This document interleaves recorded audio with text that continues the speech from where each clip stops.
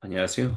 이 땅에 일, 영성, 그리고 예술에 대한 통합된 그리스도교 관점을 소개하고 나누기 위해 기독교 대한 선교교회 소금빛교회에서 설립하고 후원하는 파이민스트리 제공 2025년 제2성전시대 파트 2 10번째 나눔을 시작합니다. 오늘 저희는 지난 주 시간에 이어서 제2성전 시절 문서로 주목할 배경들 두 번째를 함께 이야기 나누겠습니다. 그래서 지난 시간에 이어서 오늘의 핵심도 대한민국 공동 번역 성경에 올라와 있는 서신들은 사실 제2성전 시절 문서로 개신교인이 이 시절을 이해하는 데 있어서 매우 큰 도움을 준다입니다. 지난 시간에 함께 얘기를 나눴던 것처럼 21세기 개신교가 공동 번역 성경에 주목해야 하는 이유는 이 외경들이 포함되어 있기 때문입니다.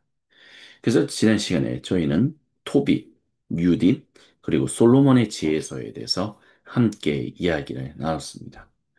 오늘은 계속해서 마카비 1, 2서와 집회서와 바룩서에 대해서 함께 이야기를 나누겠습니다.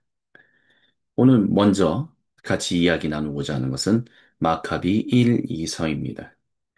배경은 주전 2세기 셀레우코스 왕조, 시리아의 그 그리스 헬레니즘의 영향을 이제 가지고 주었던 그 시리아의 그리스 기반인 그 왕국의 안티오쿠스 4세. 그는 그 자신을 스스로 가리켜서 에피파네스라고 얘기했었는데 그 박해의 시기를 배경으로 하고 있습니다. 그래서 이 당시의 이 마카비 일서의 주제 핵심은 유다 민족의 독립투쟁과 그것으로 인한 하스몬 가문의 부흥에 대해 초점을 맞추고 있습니다. 그래서 굉장히 연대기적으로 역사적 기록과 정치적 사건과 전쟁을 기술하고 있다라고 볼 수 있습니다. 그래서 줄거리 요약은 헬레니즘 압박과 박해가 안티오코스 4세가 예루살렘 성전을 모독하고 유대인들에게 그리스 종교 관습을 강요하는 것으로부터 시작합니다. 그래서 이 일에 마타리아와 그의 다섯 아들들이 우상 숭배를 거부하고 반란을 시작하죠. 그래서 마타티아의 죽음 이후에 그의 아들 유다 마카비오가 지도자가 되고 수차례 전투에서 승리하여 마침내 성전을 정결케 하여 재봉헌하는 일이 일어납니다. 그리고 그 유다의 죽음 이후에 형제 요나단, 이어서 시몬이 지도자가 되고요. 시몬은 정치적인 독립과 제사장 지급을 확보하고 독립왕국인 하스모니안 왕조를 설립하게 됩니다.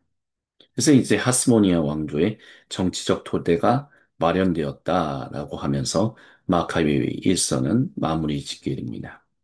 그리고 그 뒤에 이제 기록된 마카비오서 제2 마카비서는 사실 같은 사건을 기록하고 있지만 보다 더 신학적이고 해석적인 그리고 묵시적인 색채로서 있었던 일들에 대한 어떤 나름의 해석들을 이야기하고 있다라는 그것에 집중하고 있다라고 볼 수 있습니다.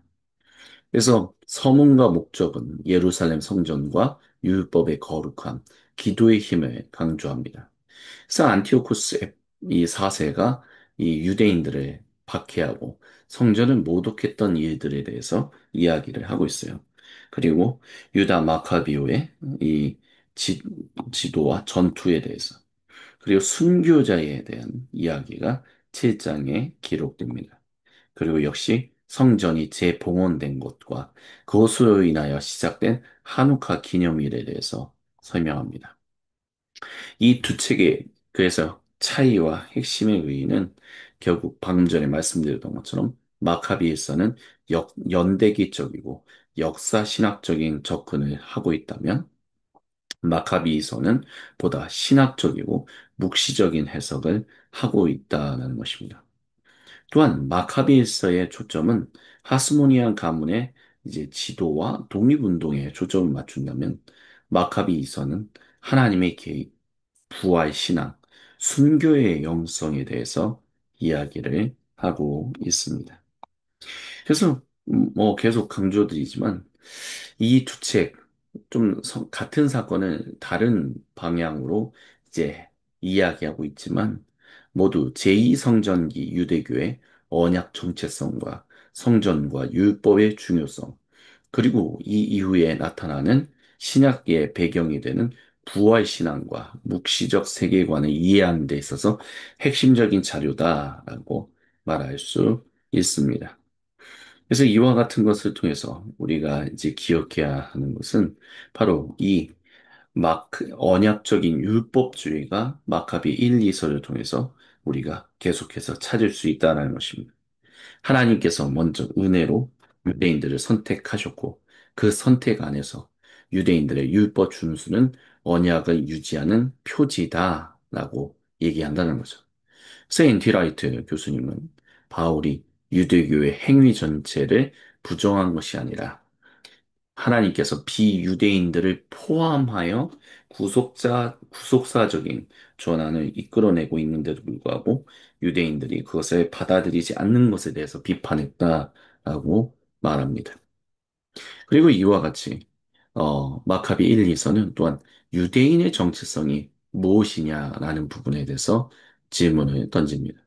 그래서 마카비 1, 2서는 유대인의 정체성은 할례를 받고 성전과 율법을 수호하는 것이었다라고 이야기합니다. 그렇기 때문에 초대교회, 사도 바울을 위시한 초대교회가 어떤 비유대인들조차도 하나님의 백성이 될 수 있다라고 했었을 때 그것이 도대체 무엇을 가지고 그들을 하나님 백성이라고 얘기할 수 있느냐? 할례를 받지도 않고 음식법을 지키지도 않는데 어떻게 그들이 하나님 백성이라고 할 수 있겠느냐라고 하는 이 하나님 백성의 경계가 무엇인가라는 부분을 유대인들이 초대교회에 문제 삼았다는 것을 볼 수 있습니다. 또한 마카비 이서에서 우리는 부활에 대한 순교에 대한 중요한 그 유대인들의 관점을 가지게 됩니다. 그리고 이것은 결국에는 초대교회 그들이 가품은 부활과 또한 소망에 대한 그것과 연결된다라고 말할 수 있습니다. 그리고 마지막으로 마카비 1, 2서는 하나님의 주권적 역사에 대해서 강조합니다. 그래서 이 모든 것이 결국에는 하나님께서 외세의 압박 속에서도 유대인들을 지키셔서 결국에는 그들을 계속해서 보존하셨다. 하나님께서 인간 역사에 개입하신다. 라고 하는 것을 말합니다. 이것을 토대로 초대교회도 역시 하나님께서 인간 역사에 들어오셔서 결국에는 하나님의 왕권을 회복하는 그 이야기를 예수님을 통해서 세우셨다라고 이야기합니다. 그래서 이와 같이 마카비 1, 2서의 특징들은 언약적인 율법주의, 정체성의 표지, 부활과 소망, 하나님의 주권과 주권적 역사에 대한 것을 우리가 기억할 수 있다라고 말할 수 있을 것입니다. 그래서 언약과 율법에 대한 충성, 순교와 부활, 이런 하나님의 역사 개입을 보여주는 대표 문서다라는 것이죠. 그렇기 때문에 우리는 이 마카비 1, 2서를 통해서도 결국에는 구약 시대의 유대인들이 단순히 율법을 통한 행위 구원을 말하고 있다라는 것을 말하고 있다라고 우리가 인식해서는 안 된다라는 것을 알 수 있습니다. 오히려 유대인들은 이 율법을 통해서 도대체 하나님과 한 가족이 된, 한 가족이 되어야 하는 언약적인 백성, 그 백성 정체성의 경계가 무엇인가라는 부분에 있어서 그, 분명한 어떤 정체성을 드러내고 있는, 유대인들이 이해하고 있는 그 정체성을 분명하게 이제 표기하고 있다는 것을 우리는 마카비 1, 2서를 통해서 알 수 있습니다. 예, 이렇게 마카비 1, 2서를 우리가 함께 확인해 봤고요. 다음은 집회서입니다. 다른 말로는 실학서라고도 얘기합니다. 그 이유는 이 집회서를 기록한 사람이 주전 2세기 초에 살았던 예루살렘의 경건한 서기관 예수 벤 시락이다라고 얘기하기 때문입니다. 즉, 시락이라는 사람이 저술을 한 것이기 때문에 실학서. 하지만 또 다른 말로는 집회서다. 이렇게도 얘기한다는 거죠. 그래서 많은 사람들은 이 집회서가 원래 히브리어로 기록되었고 손자에 의해서 그리스어 번역본이 전해졌다라고 말합니다. 이 집회서는 성경에 있는 잠언, 시편, 지혜서 전통을 잇는 지혜 문학이라고 할 수 있습니다. 하지만 특별히 이스라엘의 율법과 전통은 헬레니즘 문화 속에서 재확인하려는 목적이 있다라는 것을 볼 수 있습니다. 그래서 집회서의 구성은 단순히 어떤 연대기적이라기보다는 주제별로 격언과 교훈을 담고 있습니다. 하지만 전체적으로는 하나님을 경외하는 지혜로운 삶이라는 흐름이 일관되게 집회서를 통해서 등장합니다. 그래서 집회서의 1장 1절부터 10절을 보면 지혜의 근원, 하나님에 대해서 모든 지혜와 율법의 근원이 하나님이신 것을 선언합니다. 그리고 하나님을 경외하고 그 경외는 바로 율법을 준수하는 것이다 라고 말합니다. 경외심이 하나님을 경외하는 것이 지혜의 뿌림이며 뿌리이며 율법 준수가 복과 생명으로 이어진다라고 말합니다. 그리고 그 뒤에 또 가족 관계, 친구, 재산, 언어 사용, 겸손과 절제 등 일상적인 지혜에 대해서 도덕적이고 사회적인 가르침을 주고 있고요. 그 다음에 율법과 성전 예배의 영광에 대해서, 그리고 종합적으로 결론을 이렇게 내립니다. 하나님을 경외하며 율법을 따르는 것이 모든 지혜의 완성이다라고 그 집에서는 재확인합니다. 그래서 집회에서의 어떤 신학적인 특징은 언약 공동체의 지혜, 율법과 언약 안에서의 삶의 기술로 지혜를 이해합니다. 또한 헬레니즘의 동화 압력 속에서 이스라엘의 율법과 전통을 수호하려는 의지가 굉장히 강하게 나타납니다. 하지만 또한 모세, 제사장, 다윗, 엘리야 등 그 조상들을 통해서 그들이 하나님께 과거에 신실했던 것을 오늘 우리가 공동체의 기준으로 삼아야 한다고 말을 하고요. 그래서 그것을 가지고 가족 재산, 말과 행동 등 실천적인 삶에 대해서 밀착된 어떤 실천적인 윤리를 강조합니다. 그래서 여기에도 역시 언약적인 율법주의라는 것이 등장합니다. 하지만 뭐 비슷한 것들이 뭐 많이 나온다라고 얘기할 수 있을 거예요. 하지만 여기서 우리가 조금 더, 뭐, 예를 들어서 마카비 1, 2서와 다른 점을 좀 우리가 뽑는다면, 일단 유대교의 은혜 안의 율법에 대한 이해가 우리는 지혜패서를 통해서 발견할 수 있다라고 말할 수 있습니다. 그래서 집에서는 율법은 은혜의 관계 안에서 하나님 백성이 지켜야 할 삶의 지혜라는 관점을 잘 보여주며 이것은 결국 우리가 바울 신학을 왜곡하지 않고 잘 이해하는 것을 돕는다라고 말할 수 있습니다. 또한 헬레니즘과 신앙의 긴장과 관련한 부분들이 집회서에 기록되어 있습니다.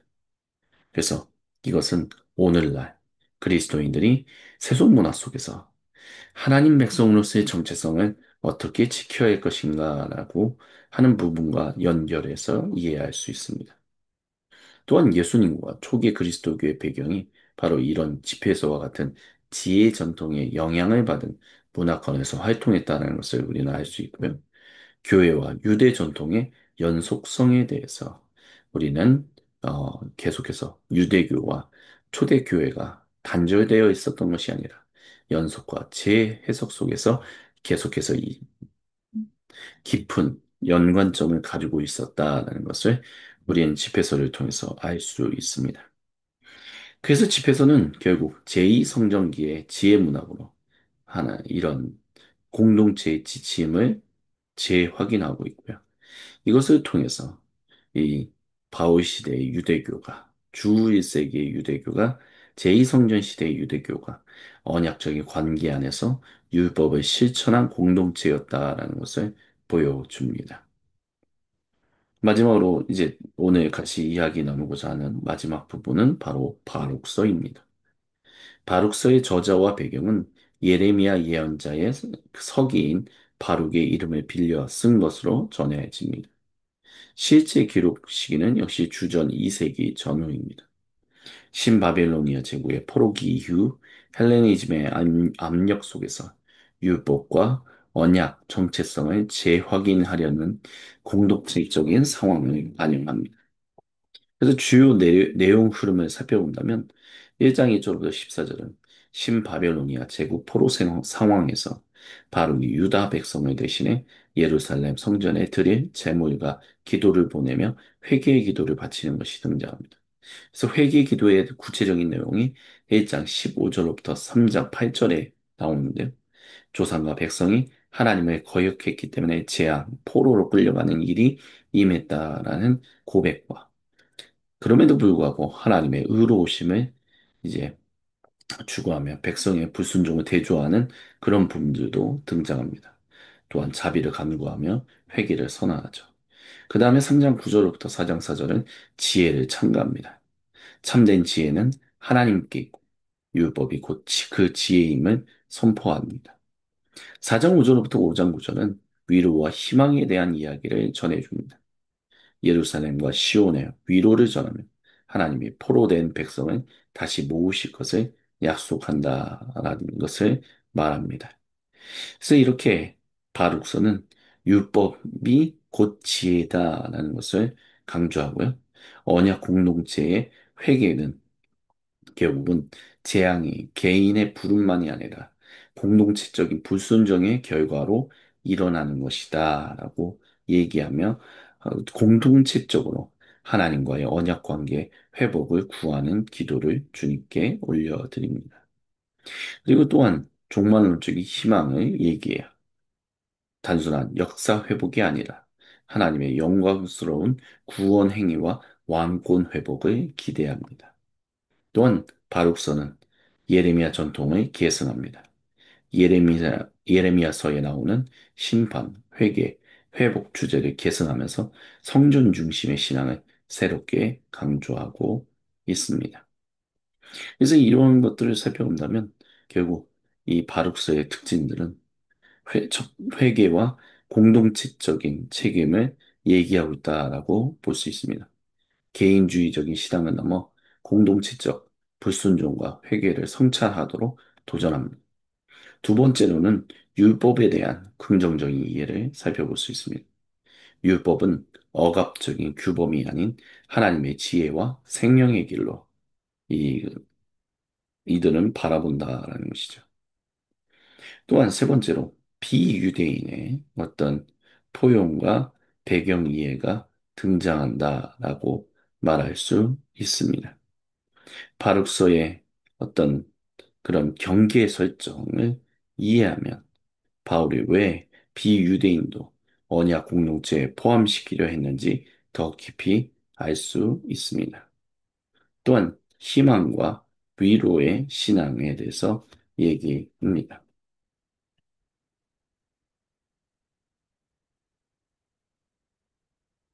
그래서 희망과 위로의 신앙이라는 것은 결국 억압과 상실 속에서도 하나님의 구원 약속을 붙드는 태도는 오늘날 신앙 공동체에도 적용할 수 있다는 것을 우리에게 가르쳐 줍니다. 그래서 바룩서는 회개, 지혜, 희망의 흐름 속에서 율법과 언약 공동체의 정체성을 재확인하며 포로기의 고난을 하나님의 구원 이야기 속에 위치시킵니다. 그래서 이것을 통해서 바울이 결국 유대인들의 그 율법을 비판한 것은 유대교 전체에 대한 그것을 부정하는 것이 아니라 언약적인 정체성의 경계가 무엇인지에 대해서 재해석했다라는 것에 기반하고 있음을 우리는 알 수 있습니다. 이런 측면에서 역시 바룩소도 바울과 초대교회의 세계를 이해하는 데 중요한 제2성전기 배경 자료다라고 말할 수 있습니다. 예, 오늘 이렇게 대한민국 공동번역 성경에 올라와 있는 서신들은 제2성전 시절 문서로 우리가 이 시절을 이해하는 데 있어서 매우 큰 도움이 준다는 주제로 집회서, 그리고 바룩서, 마카비 1, 2서에 대해서 함께 이야기를 나눴습니다. 다음 이 시간에 계속해서 마지막 제2성전 시대의 문서로 공동번역 성경에 기록되어 있는 나머지 부분들을 우리가 계속해서 마지막으로 살피도록 하겠습니다. 지금 이 시간까지 함께 해주신 모든 분들께 감사를 드리고요. 다음 이 시간에 다시 찾아뵙겠습니다.